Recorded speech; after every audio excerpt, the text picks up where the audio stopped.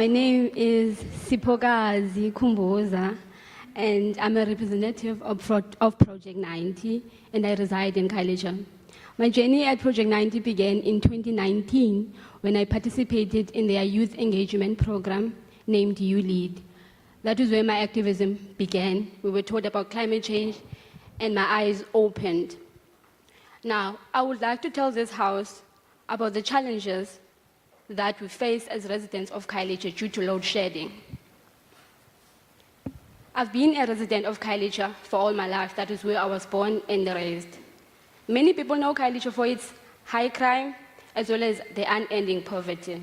However, that place is my safe space. That is where I belong. The history and identities that I share with fellow community members propel me forward and ignite the fire in me of wanting better for us. Because I know we deserve more. We deserve freedom from the criminality of coal, of fossil fuel, of oil and gas. We deserve to be seen, heard, and prioritized. When the lights go off, life stops for us at Khayelitsha. Will it just stop living for what? For 2 hours, 4 hours, 6 hours? It depends on how lucky we are. I'm using the word lucky because the aim of electricity is to provide energy efficiency. It is to provide reliable energy for all of us. However, that is not how we see it at Khayelitsha. That is not how we are experiencing it. We feel as if we are being borrowed the electricity. Now, the problem with being borrowed electricity, is that it disrupts lives and makes people. The problem with being borrowed electricity is that it disrupts lives and brings misery to our people. Shops that are owned by people who try all means necessary to make an honest living for themselves and fend for their families lose money each and every day because of the load shedding. Now, disadvantaged people find themselves seeking alternatives that are not healthy. Now, despite having used their last 10 rands to purchase electricity that will only last a day, they also need to borrow more money for paraffin and candles, just so they could light and cook or starve for the next few hours. The thing about these alternatives is that they are more of a damage than a solution. For the past years, Khayelitsha has been under fire. Umlilo uyagqugqisa pha, uyatshisa kwanto. Abantu beshiyeka belahlekelwe yimizi yabo. Kwamanye amatyeli bubomi.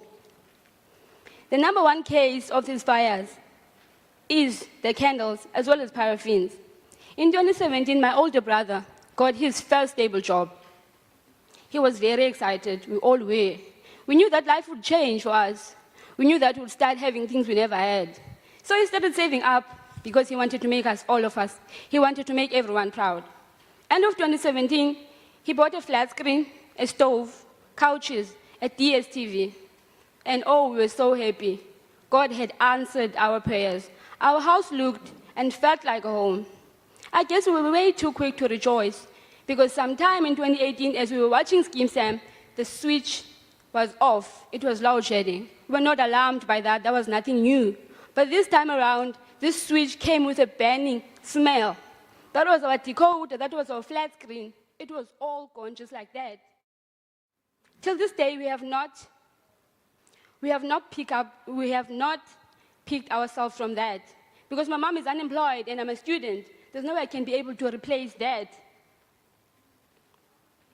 Till today, we have no means to replace those things. We were not alone in that tragedy. 5 of our neighbors also lost their things. And the sad part is that no one was held accountable. I can tell you today that coal, fossil fuel, oil, and gas are enemies of progress. They destroy.